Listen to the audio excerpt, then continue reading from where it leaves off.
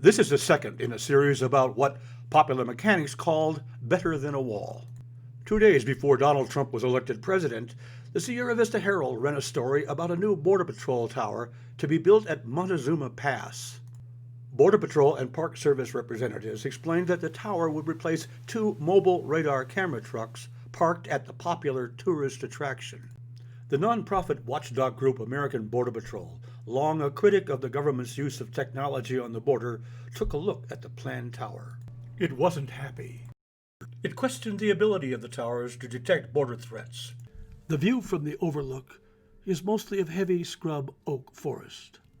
Not seen are the numerous deep washes. ABP raised similar issues with towers installed near Nogales, Arizona. Quite by accident, ABP discovered 7 more towers under construction that had not been mentioned in the Herald Review report. The Park Service had issued a permit for the towers 3 weeks after Donald Trump was elected president. I will build a great wall. The permit was issued by the Obama administration.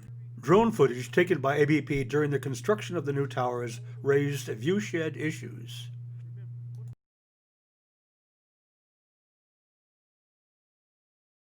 ABP published its criticism on its website. In 2016, the chairwoman of the House Border Subcommittee reported that integrated towers seemed to be working. At that same hearing, officials reported that integrated fixed towers work in flat terrain. ABP had reported that integrated fixed towers near Nogales were placed in mountainous terrain. ABP questioned the ability of tower radars to penetrate the Coronado Forest. On June 12, 2017, the Office of Inspector General of the Department of Homeland Security issued a special report on technology acquired to secure the border. The DHS reported that a 2014 GAO report found that integrated fixed towers were not tested to see if they met operational requirements.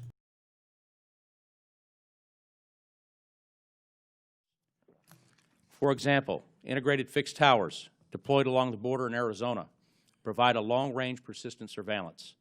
These tower systems automatically detect and track items of interest and provide centralized operators with video and geospatial location of suspected items of interest for identification and appropriate action. In their written testimony, the CBP witnesses reported that integrated fixed towers in the Coronado Forest would be tested in September of 2017. 2 days following that hearing, the Herald Review published a video made by American Border Patrol entitled, "Are the New Border Cameras Blind?" At the time of the hearing, Chairwoman McSally had an office in Sierra Vista, now occupied by a Democrat. Customs and Border Protection is building 8 new towers south of Sierra Vista in the Coronado National Forest, called integrated fixed towers. They use radar to detect human movement. On June 12th, the government issued a special report. It said that the integrated fixed towers have never been properly tested. American Border Patrol, the nonprofit, decided to take a look at one of those camera towers. It is located near a deep wash. ABP sent a person to walk toward that wash, beginning near the tower. A drone flew up behind the camera. It was not in operation, and followed the test subject. He was wearing a GoPro camera on his chest. He pauses for a moment before climbing down the deep wash. You can hear the sound of the drone overhead from his GoPro camera. This is not an easy hike.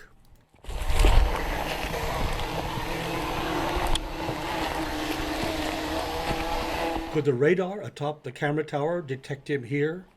We think not.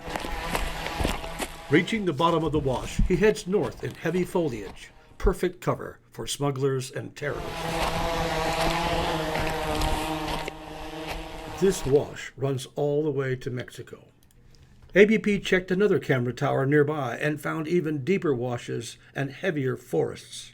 If these cameras don't work, America is vulnerable. Contact Secretary Kelly and demand that the Coronado Towers be investigated. The DHS IG said the IFT operational requirements were not tested. In its 2015 joint press release with CBP, Elbit reported that the integrated fixed towers met performance requirements to detect, track, identify, and classify movements on the border. Is it reasonable to ask how effective the tower systems are at detecting, tracking, identifying, and classifying movements on or near the border? CBP could use the red team, blue team approach, where one team of security pros attacks something and the blue team defends it. It could send agents to test the ability of the camera systems. In 2004, ABP used the red team, blue team to test Border Patrol's ability to detect a weapon of mass destruction crossing the border. One member was a former Army sniper. The WMD reached the federal building without detection. ABP learned Border Patrol changed its tactics. Could this integrated fixed tower at Montezuma Pass detect and track agents crossing the border more than a mile away? This integrated fixed tower didn't seem to notice a drone flying a few feet away.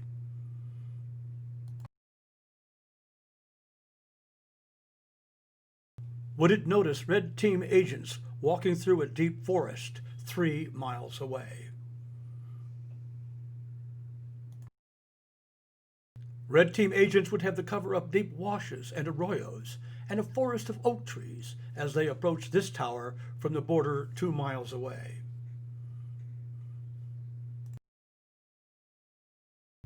Sonoyta is one of 7 areas of operation in the Tucson sector.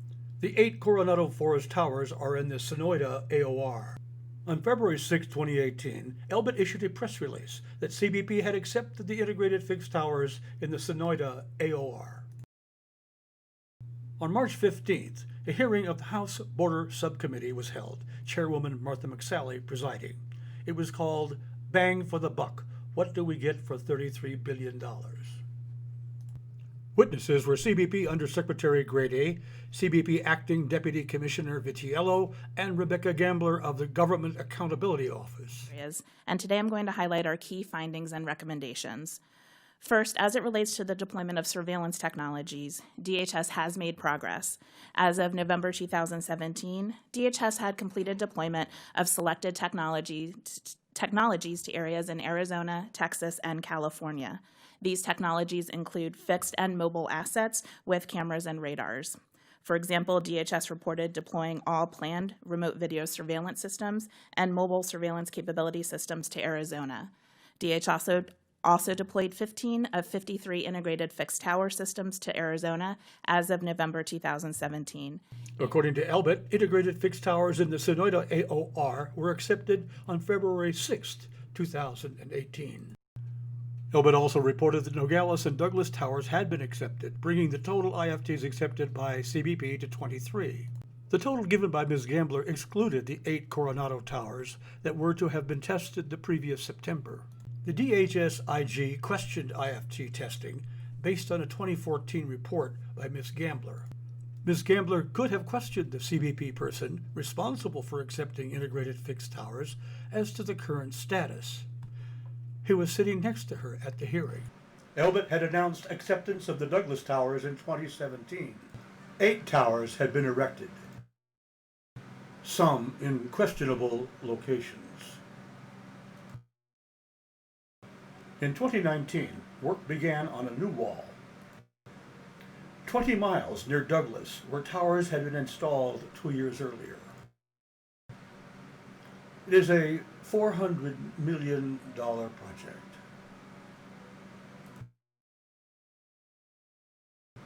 Very near one of the integrated fixed towers.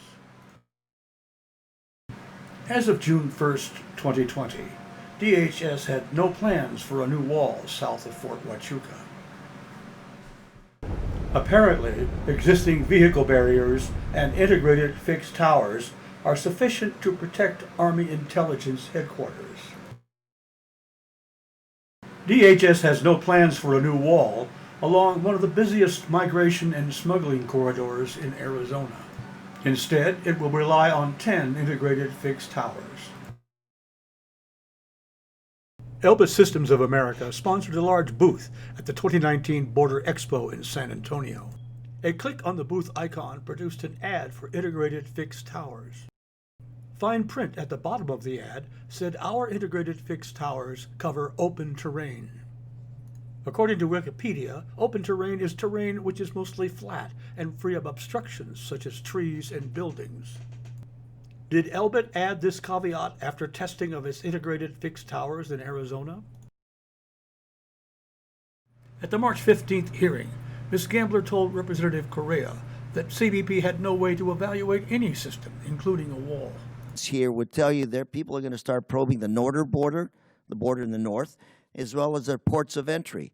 Where do we get our best bang for the buck, which comes back to, do we have essentially a metrics in place to gauge where we get our best bang for the buck? Thank you for the question, Congressman. From the GAO perspective, that's a very important line of inquiry. Based on our work, DHS does not have metrics in place for assessing the contributions that these different investments are making to border security, and we have open recommendations to the department in that area as it relates to both, specifically to both technologies and infrastructure or barriers. I would also add— So we don't know right now, based on the data we have, where the best place is to invest our taxpayer dollars. If it's ultimately determined that integrated fixed towers fail to meet performance requirements, it may join other border technology systems that have either failed or been a major disappointment.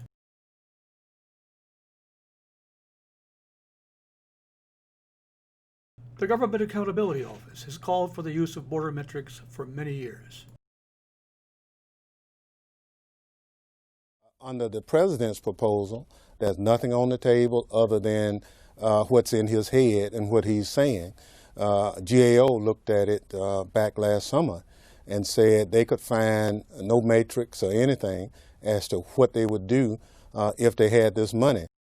From its very start, the nonprofit American Border Patrol sought a solution to the metric problem.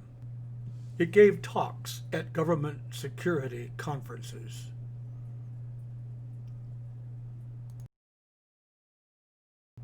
According to ABP, unless and until an effective border metric system is in place, future attempts at security, including a border wall, run the risk of failure and disappointment, such as the Integrated Fixed Tower Program.